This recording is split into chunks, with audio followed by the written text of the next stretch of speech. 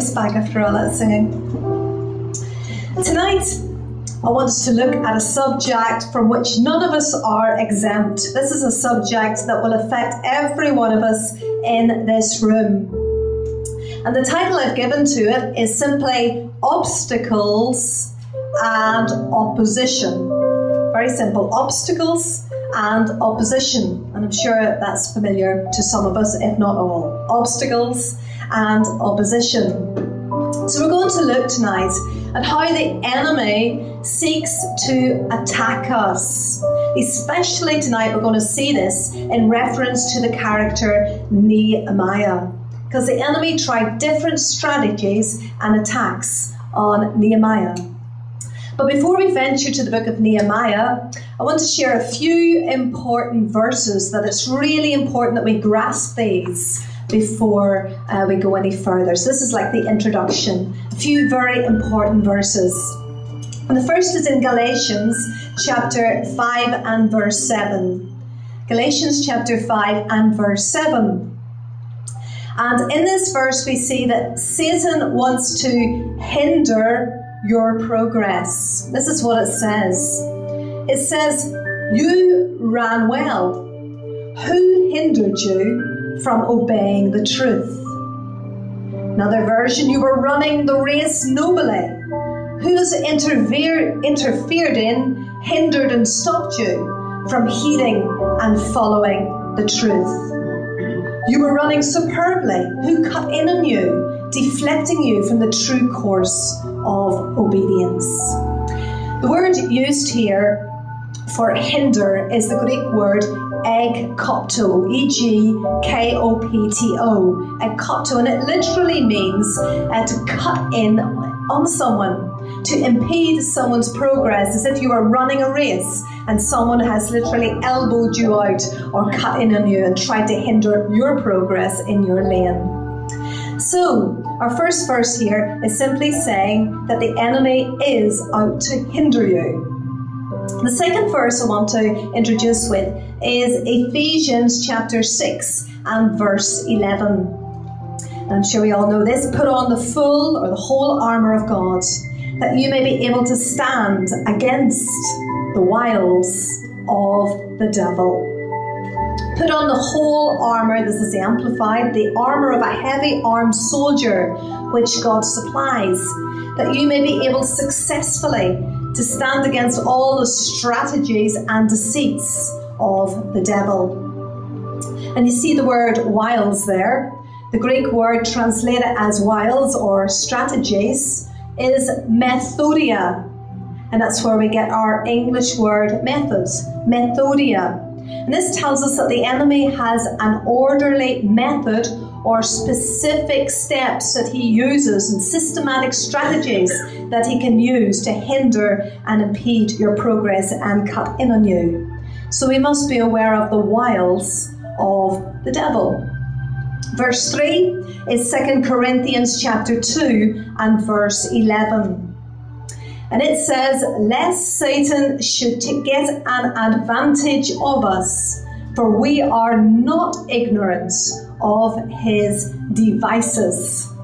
And the word devices is in the plural. So there's more than one strategy that he can use. Should not get an advantage of us. Literally translates from the Greek that we would not be defrauded by Satan. That we would not be defrauded or outwitted by the enemy. So what weak points is he trying to exploit in your life? That's what we need to ask ourselves, because he's different methods for different people. Where is he trying to get a foothold in your life? The next scripture is 1 Peter 5:8. Most of us know that one by heart. Be sober, be vigilant, because your adversary, the devil, walks about like a roaring lion, seeking someone he may devour. Resist him, steadfast in the faith, knowing that the same sufferings are experienced by your brotherhood in the world. Did you notice the word resist there? Resist him. The word for resist in Greek is anthistemi, and it literally means take your stand against. And it's where we get our word antihistamine. Antihistamine cream. The verb literally means to stand strongly against, to oppose, to courageously resist and stand your ground. So just as that antihistamine cream blocks the histamine in your body during an allergic reaction, here we have to put a block on the enemy. So Amplified says, be well balanced, temperate, sober of mind, be vigilant and cautious at all times. For that enemy of yours, the devil, roams around like a lion, roaring in fierce anger, seeking someone to seize upon and devour. Withstand him. Be firm in the faith against his onset, rooted, established, strong, immovable, and determined, knowing that the identical sufferings are appointed to the brotherhood, the whole body of Christians throughout the world. And our next scripture, by way of introduction, is James 4:7. It says, be subject unto God, resist the devil, and he will flee from you. Or submit yourselves to God, resist the devil, and he will flee from you. So that word resist again is the same word that we came across in the previous verse, anthistemi, and had the same idea, to withstand or to stand your ground. But notice something here, and I found this out in a commentary by Warren Wiersbe. He makes a great point. He says, before we can stand before Satan, we must bow before God. Stand against Satan, we must bow before God. Before we can stand against Satan, we must bow, submit ourselves to God. Submit yourselves to God, resist the devil, and he will flee from you. And then we have Ephesians chapter 4 and verse 27. It simply says, neither give place to the devil, or leave no such room or foothold for the devil. Give no opportunity to him. Give no occasion for him to get his foot in the door.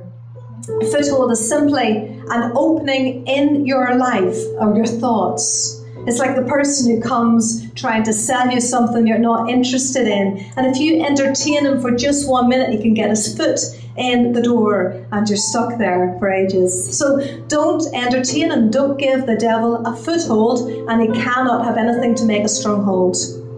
The point is, if we harbour negative thoughts and negative emotions, then he has a foothold into our lives. So don't give place to the devil. And one final verse by way of introduction is simply 1 Corinthians 10 and verse 13. It simply says, no testing has overtaken you that is not common to everyone. God is faithful, and he'll not let you be tested beyond your strength. But with the testing, he will also provide the way out so that you can endure under it. You see, God always has an exit sign. There always is a way of escape, a way out. So what have we learned from these few verses? Well, we've learned that someone is out to hinder us. Who has hindered you? The enemy, identified as the devil, is out to hinder you, to cut in and elbow you out of your race. So we're told to stand against the wiles of the devil, his methods of operation. We're told we're not to be ignorant of his devices. We're to resist him, take our stand firmly against him. But first we have to remember we need to submit to God, then resist the devil, and he'll flee from us. And we're to give him no place or no foothold in our lives. And we're to remember that God always provides the way out. So bearing this in mind, we're going to Nehemiah tonight, the book of Nehemiah. Nehemiah, was given God's mission to rebuild the walls of Jerusalem. Why were the walls important? Well, we all know that a huge wall around the city was the security. It kept the enemy out. So when Nehemiah heard that these walls were in ruins, the gates were burnt and so on, it's no wonder that he sat down and he wept for days, and he cried and he mourned and he fasted and he prayed. And then God gave him this plan, an operation. So we're going to join the story in chapter 2 and verse 17 tonight. Nehemiah chapter 2 and verse 17. So in chapter 2:17, he declares to the people, "Come and let us build the walls of Jerusalem, that we may no longer be a reproach." Come and let us build. Or just like we were saying, come let us stand strong together. Come, let us build the wall of Jerusalem. Then verse 18, the people said, "Let us rise up and build." And they set their hands to the good work. That's encouraging. But no sooner had they said it, that the enemy entered in the form of Sanballat, Tobiah, and Geshem. In chapter 2, verse 19, the next verse, it says, "When Sanballat the Horonite, Tobiah the Ammonite official, and Geshem the Arab heard of it, they laughed at us and despised us and said, 'What is this thing you are doing?'" So remember when Sanballat first heard of Nehemiah and his fellows, it says he was grieved. I think it's verse 10, he was grieved exceedingly that there'd come a man to seek the welfare of the children of Israel. So it displeased him that someone had come to seek Israel's welfare and rebuild the walls. And what does he do? He aligns himself with his associates to work and unite against the project.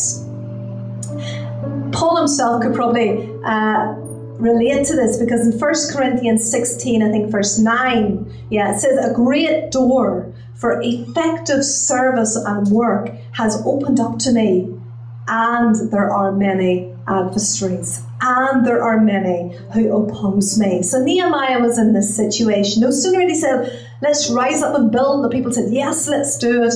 The enemy comes in here. "What's this thing you're doing?" The enemy says. "You really think you can carry it out? You really think you can do it?" He wants to make you feel inadequate. King James Version says, "When Sanballat the Horonite and Tobiah the servant, the Ammonite, and Geshem the Arabian heard it, they laughed us to scorn and despised us and said, 'What is this thing that you do?'" They laughed us to scorn. That's what the enemy loves to do. Well, the fact of the matter is, we are inadequate. Let's admit it, we are inadequate, but we draw our strength from the one who is adequate. We draw our strength from Christ. I love John 15, where it says, "I am the vine, and you are the branches. He who abides in me, and I in you, bears much fruit. But apart from me, you can do nothing." So, in our own sense, we are inadequate, but with him, we can do all things and we can bear much fruit. So what happens when we abide in the vine and we are united in him? There's no limits, because he is limitless. So Paul, he himself knew this. He said, "I can do all things through Christ who strengthens me." Our adequacy is Christ. Ephesians 6:10 says, "Be strong in the Lord. Be empowered through your union with him. Draw your strength from him, that strength which his boundless might provides." Well, how did Nehemiah react to this situation? "What's this thing you are doing?" What did Nehemiah do? It says in verse 20, "So I answered them, and I said to them, 'The God of heaven himself will prosper us. Therefore, we his servants will arise and build. But you have no inheritance or rights or memorial in Jerusalem.'" So Nehemiah had no doubt that he was doing the will of God. And he wasn't doing it in his own strength either. It was God's work, and God himself would prosper it. He said that it was God, not him, not us, that would make it happen. And then he says that as God's servants, we will build. We will build. And he says the enemy has no rights. They're no part of it. So he shuts the door immediately. Now remember when the enemy tried to tempt Jesus and came with different approaches. 3 times Jesus said, "It is written, it is written, it is written." And then it says in the Bible, in Luke 4:13, it says, when the devil had finished all this tempting, he left him until another opportune time. Another version says he retreated temporarily, lying in wait for another opportunity. Well, this is like what happened to Nehemiah. He had already fled, but he comes back again.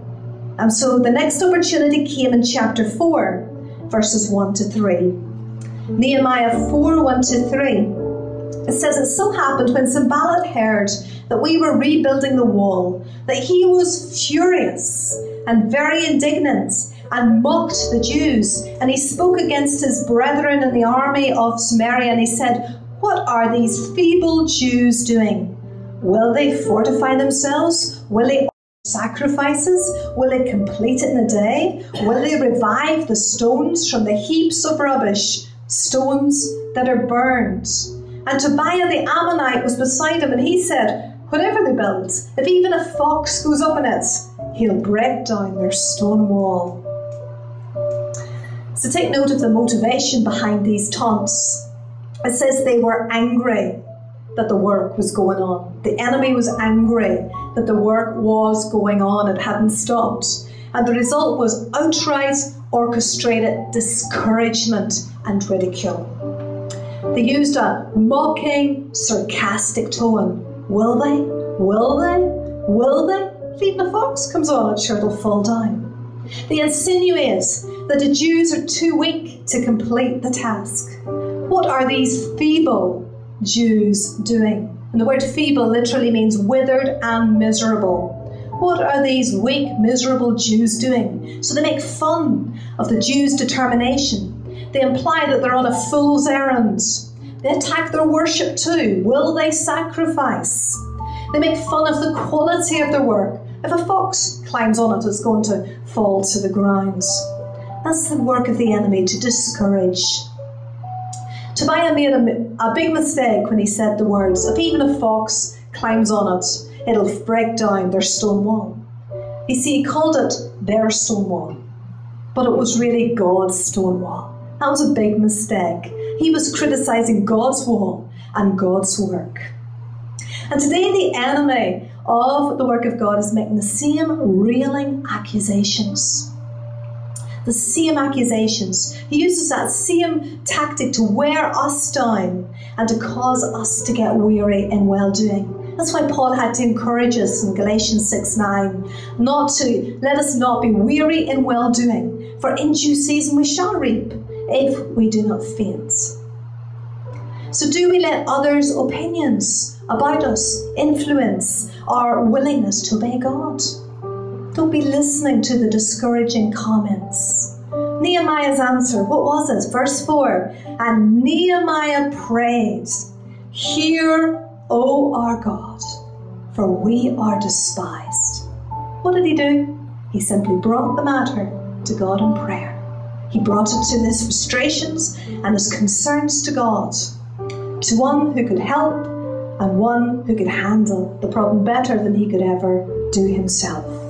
So he literally brought the matter to God in prayer and left it with God. Beautiful. And so we see here the importance of prayer. We can see the importance of prayer right through the book of Nehemiah if we took time to look at it in detail. So he brought the matter to God in prayer. I couldn't help but notice the words written there. These really jumped out at me. It says, will they revive the stones from the heaps of rubble? Stones that are burned. That's what they said to him. Will they revive the stones from the heaps of rubbish? Stones that are burnt. And I was asking myself this week, what is a burnt stone today? What's a burnt stone today? A burnt stone, I believe, is a prophetic picture of the believer who has gone through adverse circumstances. Situations or circumstances that have caused a person to burn out, to be disappointed, to become offended, wounded, hurt, or fallen out of their place in the wall of destiny. And they're lying today in the rubble, derailed and sidelined. from the mainstream of God's plan for their lives. But the good news here as we read this story is that those who've been hurt, those who've been burned and wounded, can be picked up by the Nehemiahs of today if they want to be. And they can be placed back into the wall and put back on their post. And that's the heart of Father God. Our God is a God who loves to restore. He loves to revive.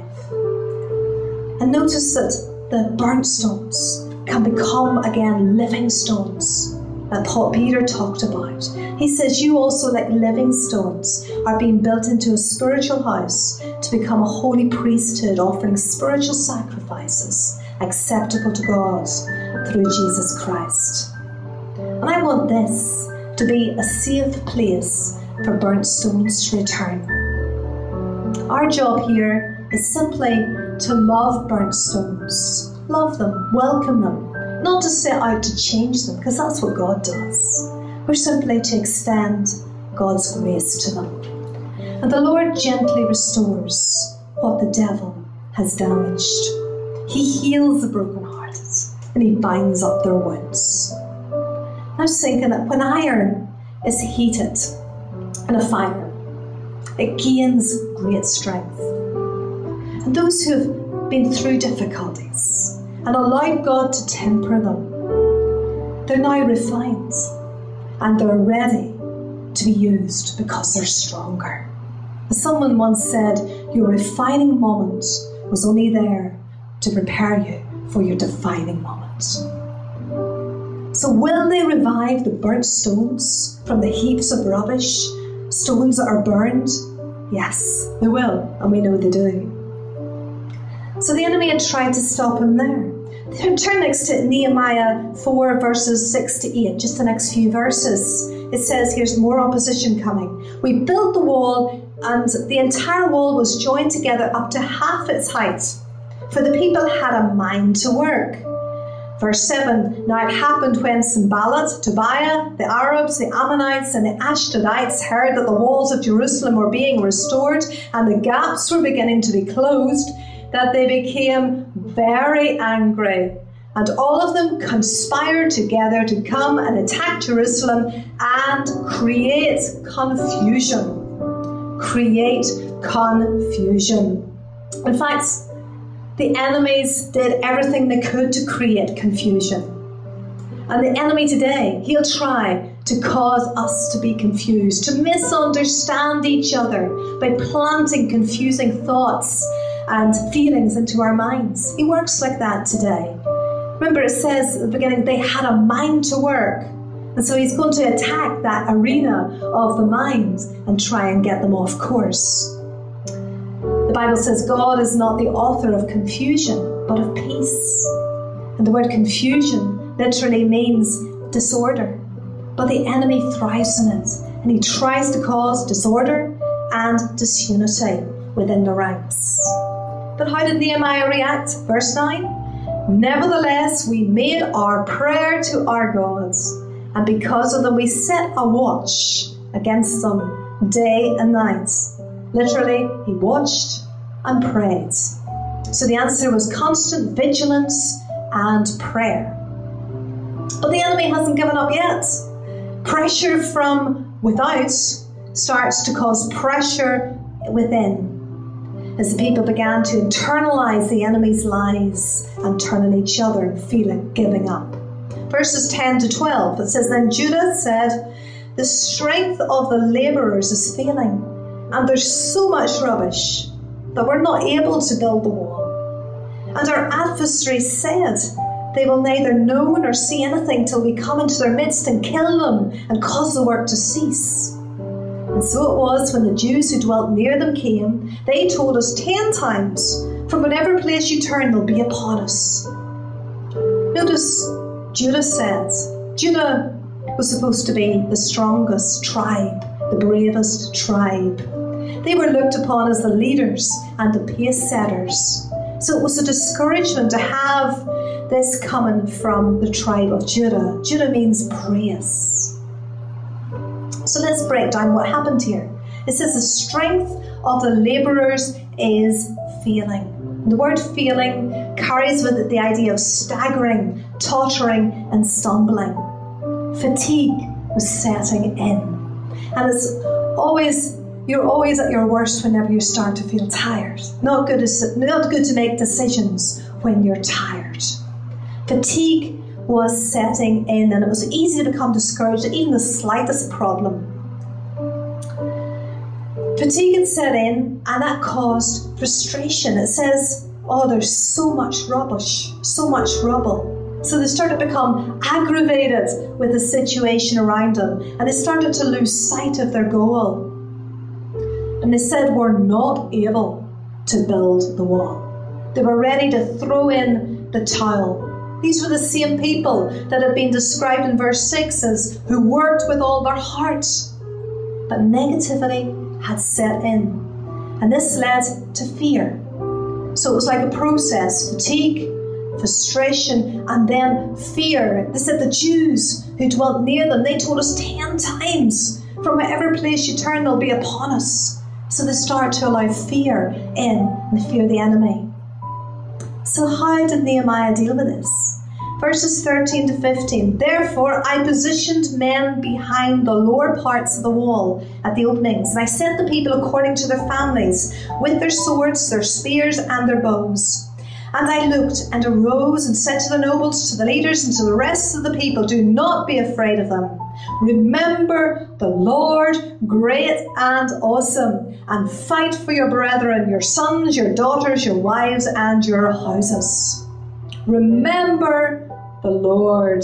That's how Nehemiah rallied his troops. Remember the Lord, great and awesome.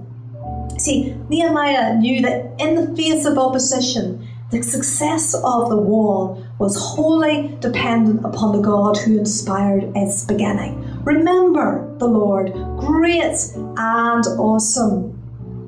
And so they get through that hurdle. And then chapter 6, there's a couple more. Chapter 6, verses 1 to 2. It happened when Sanballat, Tobiah, Geshem the Arab, and the rest of our enemies heard that I had rebuilt the wall, and that there were no bricks left in it, though I had not hung the doors and the gates. The Sanballat and Geshem sent to me, saying, come, let's meet together among the villages in the plain of Ono. But they thought to do me harm, it says. So now the enemy tries to sidetrack Nehemiah. Let's get together and talk. Since Sanballat and his sinister buddies failed in their attempts to stop the wall builders, they decide to zoom in on the leader Nehemiah himself and single him out and sidetrack him from his purpose. We might call this political softball, but they pose as his friends. Come on, let's vacation. Take a vacation on the plain of Ono with us. You see, Ono was located on the coast, the sea coast near the Gaza Strip. It was a beautiful resort area, apparently. But Nehemiah sensed danger. It says he said they thought to do me harm, it says. Nehemiah was equipped to see through the outward appearance and to understand what Sanballat's friendly offer was all about. He says they were scheming to harm me. So Nehemiah said, oh no, to oh no. Don't negotiate with the enemy, in other words. Verse 3, I sent messengers to them saying, I am doing a great work, so I cannot come down. Why should the work cease while I leave it and go down to you? But they sent me this message 4 times, and I answered them in the same manner. See, the enemy is persistent, and if he can distract God's people, then he's won. If he can get us to start majoring on minors or minoring on majors, then we'll start losing our effectiveness for the work of the Lord. But Nehemiah, he was persistent as well. He was persistent in his discernment. The request came 4 times, and each time he stood fast. We saw the word stand fast at the beginning. He stood fast, and he didn't fall for it. And there are innumerable time wasters in the world, all disguises of the enemy set out to sidetrack us from our purpose. So be cautious. And then it says, then Sanballat sent his servant to me as before, the 5th time, with an open letter in his hand. In it was written, it's reported among the nations, and Geshem says that you the Jews plan to rebel. Therefore, according to these rumors, you are rebuilding the wall that you may be their king. And they have also appointed prophets to proclaim concerning you at Jerusalem, saying, there is a king in Judah. Now these matters will be reported to the king, so therefore come, let's consult together. Do you hear the word, it is reported among the nations, or Geshem says.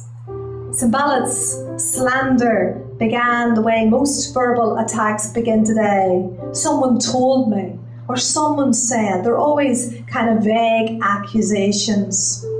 A number of people are saying. So the enemy tries to slander the leader. And he tries to assassinate his character. But here's Nehemiah's answer. It says, then I sent to him saying, no such things as you say are being done, but you invent them in your own heart. For they are all trying to make us afraid, saying their hands will be weakened in the work and it will not be done. Now therefore, O God, strengthen my hands. O God, strengthen my hands. And finally, in the book of Nehemiah, before the work was completed and revival broke out, there was a further opposition through treachery. This one was very cunning. Nehemiah 6 verse 10, it says, afterward I came to the house of Shemaiah, the son of Deliah, the son of Mehetabel, who was a secret informer. He said, let's meet together in the house of God within the temple. Let's close the doors of the temple, for they're coming to kill you. Indeed, at night they shall come to kill you. Apparently that man was hired to get Nehemiah into a compromising position. He tried to get Nehemiah to think that someone was out to kill him, assassinate him, and so he should take refuge in the temple. He even had someone issue a, inverted commas, prophecy regarding this attempt. But Nehemiah's answer, I said, should such a man as I flee? And who is there such as I who should go to the temple to save his life? I will not go in. I perceived that God had not sent him at all, but that he pronounced this prophecy against me, because Tobiah and Sanballat had hired him. For this reason he was hired, that I should be afraid and act that way in sin, so that they might have cause for an evil report that would be a reproach to me. So in answering him this time, Nehemiah realized that this man was a hireling of the enemy. Only priests were allowed in the temple, and Nehemiah was not a priest, so by doing this he would be disobeying God. And so he knew that this was not of God, and this person was hired or false. But the good news is, despite all, and that was a lot, all this opposition, the wall was built and finished in 52 days, verse 15.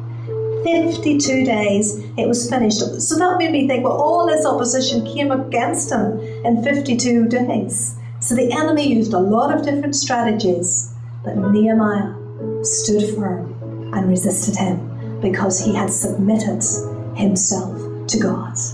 And the glorious report is verse 16. All the surrounding nations were afraid and lost their self-confidence, because they realized that this work had been done with the help of our God. The nations realized that this work had been done with the help of our God. So Satan may try every trick in his arsenal to get you derailed and to sidetrack you and get you to give up. But stand firm. Stand firm, focused on Jesus, focused on the cross. Stay focused on the one who gave his life for you and is your very reason for living. It says, looking away from all that would distract to Jesus, the one who is the author and the finisher of your faith. Stay focused on the one who is your strength and draw your strength from him tonight. That strength which he provides. Put Put on that whole armour that He's supplied for you so that you can stand firm against all the strategies and all the deceits of the wicked one. Remember to take up that shield of faith with which you can quench all the flaming darts of the enemy. Trust in the one who has grace to help you in time of need. Trust in the one whose grace is sufficient for you, whatever you're going through. Trust in the one who's promised never to fail you, nor to forsake you. Trust in the one who has the ability to keep you in that place of perfect peace. Trust in the one who says He is your personal bravery, your invincible army, who can make your feet like hinds' feet so that you can advance onto the heights, so that you can leap over walls and run through troops. Know, like Nehemiah, that the God of heaven Himself, if you trust Him, will be your help and will prosper you. Glory to God.